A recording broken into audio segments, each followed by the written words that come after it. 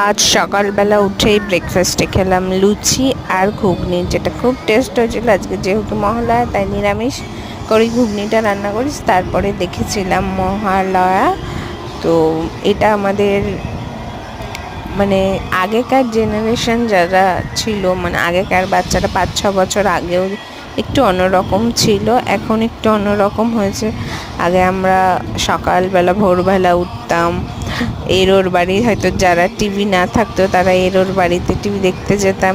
এইগুলো একটা ইমোশন ছোটোবেলা থেকে। এই টাইমে আমরা ভোরবেলা উঠে ফুল তুলতে যেতাম। সত্যি এই লাইফটা অন্যরকম ছিল।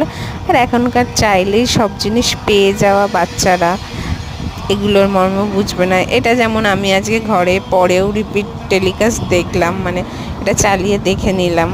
তো তাই জন্যই এটা আর আগেকার আনন্দ অনেক তফাৎ। তাও পুজো, মা আসছে, সবাই ভালো।